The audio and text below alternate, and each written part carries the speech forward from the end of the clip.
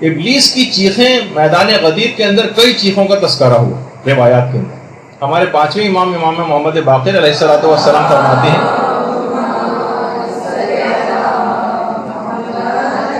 کہ ابلیس نے 4 مرتبہ جو ہے وہ فریاد جو ہے وہ بلند کی. پہلی فریاد تو اس وقت بلند اس نے کی کہ جب خدا کی طرف سے اس پر لعنت کی گئی. دوسری دفعہ اس وقت اس نے چیخ ماری کہ جب آسمان سے زمین پر اس کو بھیجا گیا. تیسری چیخ اس کی اس وقت ہے روایات کے اندر کہ جب پیغمبر اسلام کو مبعوث بہ رسالت کیا گیا. اور چوتھی اس غدیر خم کے اس اعلان سننے کے بعد شیطان نے ایک زوردار چیخ ماری جب مولا کو جانشین بنایا گیا. اور ایک روایت میں ایک اور مقام بھی کہ جب سورہ الحمد نازل ہوا اس وقت بھی شیطان کی ایک چیخ کا تذکرہ. پانچویں امام یہ فرماتے ہیں کہ جب پیغمبر اسلام نے امیر المومنین کے ہاتھ کو اپنے ہاتھ میں لیا اور جس وقت من کنت مولاہ کہا، ابلیس کے گروہ کے جتنے بھی بڑے بڑے شیاطین تھے سارے اس کے پاس جمع ہو گئے اور کہا کہ تم نے تو یہ کہا تھا کہ پیغمبر اسلام کی رحلت کے بعد یہ تمام صحابہ متفرق ہو جائیں گے، لیکن پیغمبر نے تو اتنا جامع پروگرام دے دیا ہے کہ ایک جانشین کے بعد دوسرا جانشین آ کر جگہ لے لے گا. ابلیس نے کہا جاؤ جاؤ، ان میں سے اکثر نے مجھ سے وعدہ کر لیا ہے کہ رسول کی کسی بات کا اقرار نہیں کریں گے اور مجھ سے کیے گئے وعدے سے پیچھے نہیں ہٹیں گے. منافقین شیطان سے باقاعدہ وعدہ کر چکے تھے کہ ہم پیغمبر اسلام کے اس قول و اقرار کو نہیں مانیں گے اور ان سے جو ہے ان کی کسی بات کو نہیں مانیں گے اور جو ابلیس سے جو وعدہ کیا اس کو پورا کریں گے. بحار الانوار کی 37ویں جلد کے اندر باقاعدہ یہ سب روایات موجود ہیں اور کتاب عوالم کی 3ری جلد میں بھی اس کی پوری تفصیل. اور 5ویں امام جملہ ارشاد فرماتے ہیں کہ جیسے ہی امیر المومنین کا ہاتھ پیغمبر نے اپنے ہاتھ میں لیا اس وقت شیطان کی ایک زوردار چیخ آئی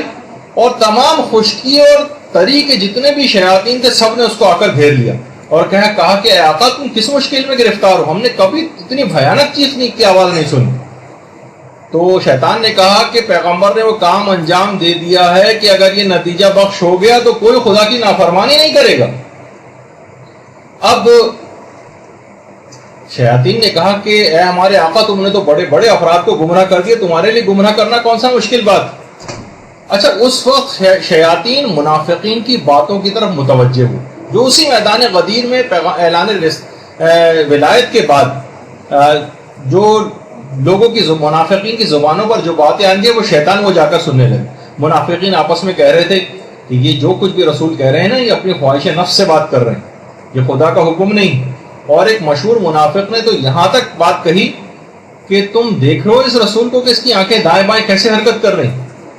اور باقاعدہ اس موقع پر غدیر کے دن منافقین نے توہین رسالت پیغمبر کی شان میں بہت غلط جملے کہے اور ان کی باتوں سننے کے بعد ابلیس نے اس کے بعد ایک خوشی کا ایک نعرہ بلند کیا. کہا کہ آدم نے تو اپنے عہد کو توڑا تھا، یعنی ترک اولا آدم سے ہوا تھا مگر خدا کے منکر نہیں ہوئے تھے، لیکن انہوں نے تو اپنے عہد و پیمان کو بھی توڑ دیا اور پیغمبر ہی کے منکر ہو گئے. اور پھر کچھ ہی عرصہ جب گزرا ہے اور پیغمبر اسلام کی رحلت ہوئی ہے اور لوگوں نے پھر پیغمبر اسلام کی رحلت کے بعد امیر المومنین کو چھوڑ کر کسی اور کو اپنا والی بنایا تو ابلیس نے روایات میں ملتا ہے کہ بادشاہت کا تاج اپنے سر پر رکھا اور ایک ممبر بنا کر بیٹھا اور تمام شیاطین کو اس نے پوری دنیا کے جمع کیا اور کہا کہ آج خوشی مناؤ اس لیے کہ جب تک امام قیام نہیں کرے گا اس وقت تک اب خدا کی اطاعت ہو نہیں سکتی. یہ باقاعدہ روایت کے جملے روضہ کافی کی حدیث نمبر 542 ہے جو میں نے ابھی آپ کے سامنے آپ کی خدمت میں پیش کی. اب علماء فرماتے ہیں کہ 2 طرح کے احتمال ہیں جو اس نے شیطان نے یہ بات کہی تھی کہ جب تک امام قیام نہ کرے گا، اس سے مراد یا تو امام برحق ہے جب تک وہ قیام نہ کرے، یا یہ کہ اس سے مراد امام زمانہ علیہ الصلوۃ والسلام کا قیام ہے کہ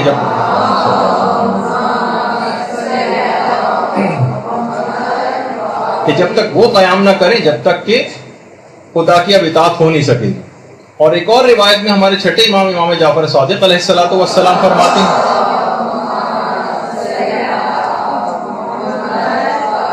جس میں ہمارے لیے بھی خطرے کی گھنٹی،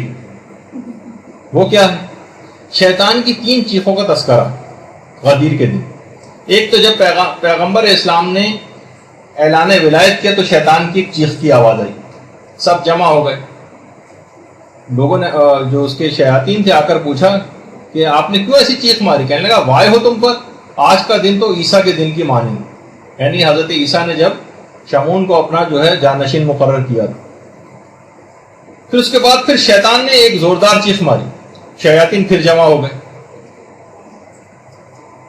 کہا کہ اب کیا بات ہو گئی؟ کہا آج خدا نے میرے قول کے لیے ایک آیت کو نازل کر دیا جو سورہ سبا کی آیت ہے، وَلَقَدْ صَدَّقَ عَلَيْهِمْ إِبْلِيسُ ظَنَّهُ فَاتَّبَعُوهُ إِلَّا فَرِيقًا مِنَ الْمُؤْمِنِينَ، کہ آج ان پر ابلیس نے اپنے گمان کو سچ کر دکھایا اور مومنین کے ایک گروہ کے علاوہ سب لوگوں نے ابلیس کی تابعداری کی۔ اس کے بعد ابلیس نے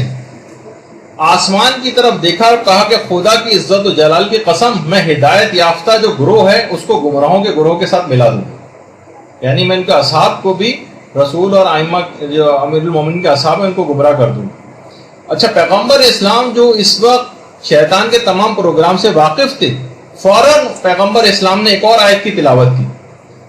کہ ان عبادی لیس لک علیہم سلطان، کہ میرے بندوں پر تیرا کوئی اختیار نہیں چلے۔ شیطان نے پھر ایک زوردار چیخ ماری، گروہ پھر جمع ہو گیا اور کہا کہ خدا کی قسم، میں علی کے اصحاب پر تو تسلط نہیں رکھتا ہوں، لیکن میں بھی خدا کی عزت و جلال کی قسم کھاتا ہوں کہ میں گناہوں کو علی کے شیعوں کے سامنے اچھا بنا کر پیش کروں گا، تاکہ میں ان کا ارتکاب کروا کر تیری بارگاہ میں علی کے شیعوں کو مبعوث کر سکوں، ان کو عذاب دلوا سکوں۔ بہار الانوار کی جلد نمبر 37۔ یہ اب یہ سوچ لیجیے کہ گناہوں کا ارتکاب شیطان کے مشن کو کامیاب کر دے گا۔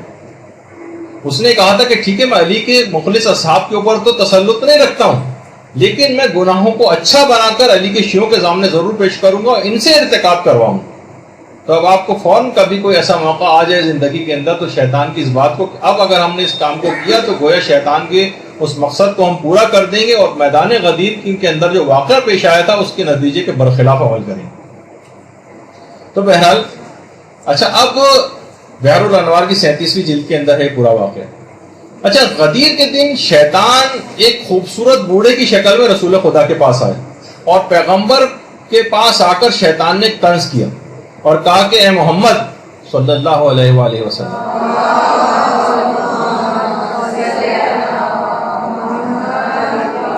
کتنے کم افراد ہیں جو آپ کی گفتگو کے مطابق واقعی طور پر آپ کی بیعت کرنے والے، کتنے کم۔ برحمتك يا أرحم الراحمين وصلى الله على محمد وآله الطاهرين۔